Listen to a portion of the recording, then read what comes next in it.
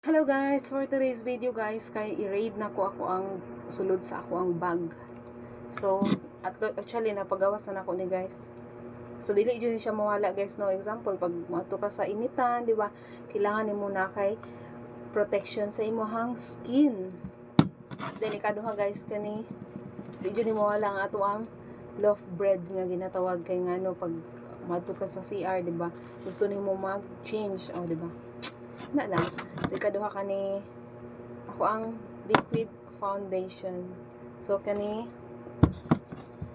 pod is my favorite nga makeup. So, ano siya? From Dubai. Clay play din siya ang tawagan. Sama na siya. So, isa po din siya para sa adlaw po, no? So, napo ko diriya is, na, ang mga uno diyan ni guys is kanang like eyeliner. Diba? Naana diriya sulod tanan. Wait, ako ang pa-check. Ako ang ipakita na ko sa inyo guys.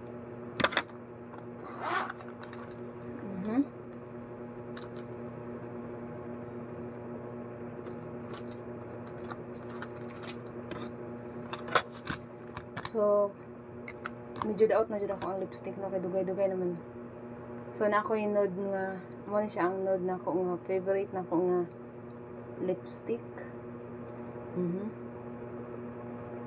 Pag mulakaw ko guys, mo dyan ako ang favorite po nga lipstick.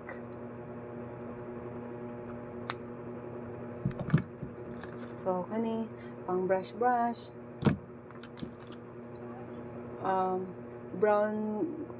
brown nga pencil para dire sa kilay guys. Kani naka-remember ko ani is from Ninya. Dibili niya ni guys kay before mi mag-flight before dili mi allowed mo dala og mayon ani, pero wala sila nabuhat sa ako ano kay patago style man. So kani iya ha, so gihatag niya sa ako before siya na flight. Thank you so much Nin. Kani pod from Ninya. Kini para po ni siya sa ako ang kilay. Salamat kay Nin ha. So isa po ni siya sa kanang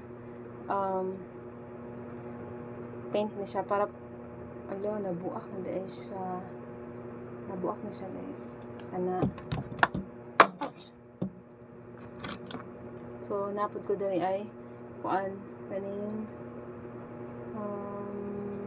concealer para diri sa ato ang mga eyebags.